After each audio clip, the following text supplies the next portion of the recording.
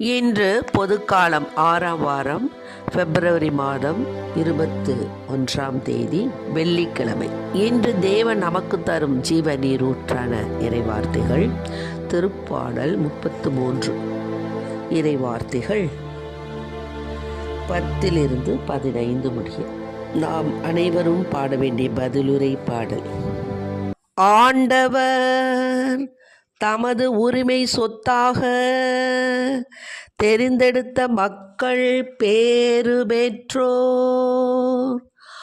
ஆண்டவர் தம் உரிமை சொத்தாக தெரிந்தெடுத்த மக்கள் பேறு பெற்றோர். வேற்றினத்தாரின் திட்டங்களை ஆண்டவர் முறியடிக்கின்றார். மக்கள் இனத்தாரின் எண்ணங்களை குலைத்து விடுகின்றார். ஆண்டவரின் எண்ணங்களோ என்றென்றும் நிலைத்திருக்கும். ஆண்டவர் தமது உரிமை சொத்தாக தெரிந்தெடுத்த மக்கள் பேறு பெற்றோர். அவரது உள்ளத்தின் திட்டங்கள் தலைமுறை தலைமுறையாய் நீடித்திருக்கும். ஆண்டவரை தன் கடவுளாக கொண்ட இனம் பேறு பெற்றது. அவர் தமது உரிமை சொத்தாக தெரிந்தெடுத்த மக்கள் பேறு பெற்றோர். ஆண்டவர் தம் உரிமை சொத்தாக தெரிந்தெடுத்த மக்கள் பேறு பெற்றோர். வாணி நின்று ஆண்டவர் பார்க்கின்றார், மானிடர் அனைவரையும் காண்கின்றார். தாம் வீற்றிருக்கும் இடத்திலிருந்து உலகெங்கும் வாழ்வோரை கூர்ந்து நோக்குகின்றார். அவர்களின் உள்ளங்களை உருவாக்குகின்றவர் அவரே. ஆண்டவர் தம் உரிமை சொத்தாக தெரிந்தெடுத்த மக்கள் பேறு பெற்றோர். அவர்களின் செயல்கள் அனைத்தையும் உற்று நோக்குபவரும் அவரே. தன் படை பெருக்கத்தால் வெற்றி பெறும் அரசருமில்லை, தம் வலிமையின் மிகுதியால் உயிர் தப்பிய வீரருமில்லை. வெற்றி பெற போர் குதிரையை நம்புவது வீண் என்கிறார். ஆண்டவர் தம் உரிமை சொத்தாக தெரிந்தெடுத்த மக்கள் பேறு பெற்றோர். ஆண்டவர் தம் உரிமை சொத்தாக தெரிந்தெடுத்த மக்கள் பேறு பெற்றோர். இன்று தேவன் நமக்கு தரும் ஜீவ நீரூற்றான இறை வார்த்தைகளை கேட்டோம். பாருங்க, ஆண்டவர் வாணி நின்று நம்மை உற்று நோக்குகின்றார்.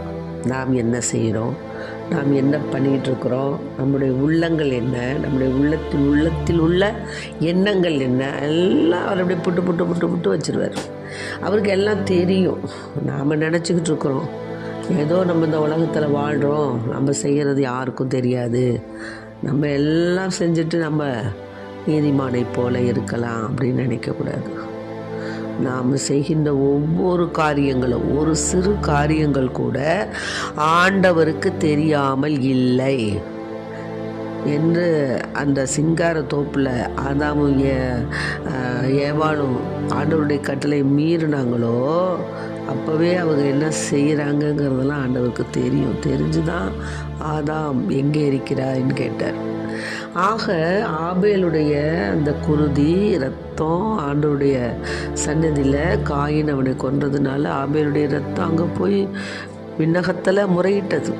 ஆக தேவனுக்கு தெரியாத காரியம் ஒன்றுமே கிடையாது. நாம் எல்லாவற்றையும் நாம் அறிந்து தெரிந்து தேர்ந்தெடுத்து நம்மை உண்டாக்கிய தேவன் நம்மை பார்க்கின்றார் என்று நாம் உணர வேண்டும்.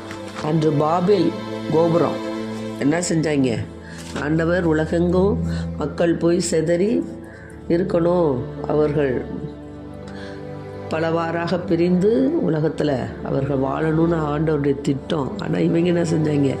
ஒன்றா சேர்ந்து ஒரே ஒரு இடத்துல, பாபேலுங்கிற இடத்துல ஒரு கோபுரத்தை கட்டினாங்க. ஆண்டவர் பார்த்தார், கீழே இறங்கி வந்தார். ஆஹா, நீ அப்படியா செய்கிறேன்னு சொல்லிட்டு அவங்க பேசுகிறக்கூடிய பாஷையை அவங்களுக்குள்ளாரே குழப்பத்தை உண்டு பண்ணி என்ன பண்ணார்? ஒருத்தன் பேசுகிற வார்த்தை இன்னொருத்தனுக்கு புரியாது. இப்போ நினச்சி பாருங்கள், இப்போ நம்மளுக்குள்ளாரையே நம்ம ஊர்லேயே இருக்கிறோம், நம்ம பேசுகிற வார்த்தை நம்மளுக்கு எதிர்த்தாப்புல இருக்கவங்களுக்கு தெரியாது, அவங்க பேசுகிறது நமக்கு தெரியாதுன்னா எப்படி இருக்கும்?